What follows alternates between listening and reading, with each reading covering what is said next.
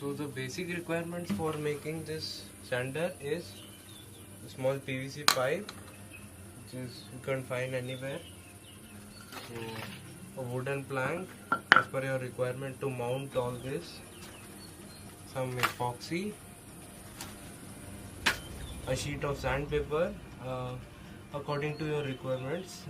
This one is, I think, the smallest grains one, and this is a 12 volt adapter, then a 12 volt motor which you can find anywhere, and a small wooden piece to mount the motor. So these are all the basic requirements. Other than this, we'll need some tools like cutting pliers, screwdrivers, etc. I've got this two PVC small PVC square, such as the pipe can easily fit into this PVC. So I've kept it. So just let me correct the exposure. Just a second. So this is a PVC solvent. It is very strong.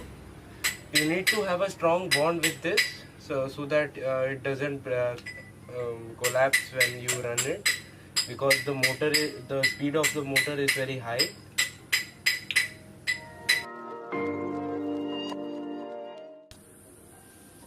So I have used a quick adhesive, so it will dry off quickly.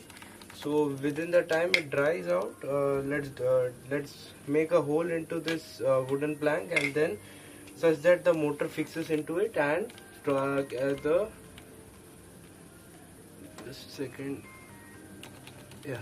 so such that the motor can fix tightly into this wooden plank. So we'll mount it onto this big one like this, and we'll have something like this structure. So we'll have something like this. So I'll skip this procedure, and after the completion I'll enter this video again. So as you can see here, I've stuck the PVCs on both the sides of this pipe. So this is needed because we have to attach the motor here and just give a support to this so that this can rotate. And we shall also stick the sandpaper, abrasive paper, on the top of this. Like this. You have to roll it on and stick it very tightly, like this. So make sure that this is pretty tight and it should not come out.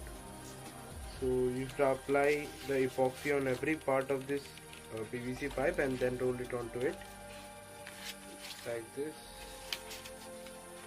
And then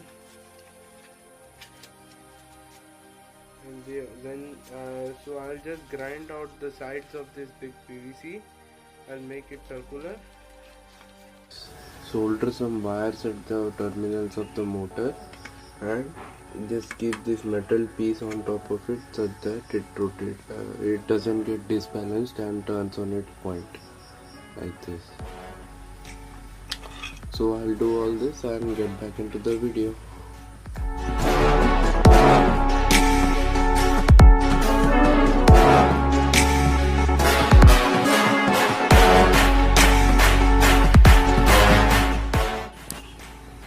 So now I am going to solder the wires onto the motor. So I am not attaching a switch. So if you want, you can attach a switch as well.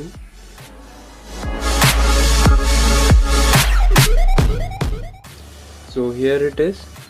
I have fixed all things. I have stuck everything on its place. I have attached the motor with this roller. I have mounted the base. I have attached the mount on this base, and I've soldered the wires as well. Hope you guys like this video. Thanks for watching. Make sure you like, share and subscribe.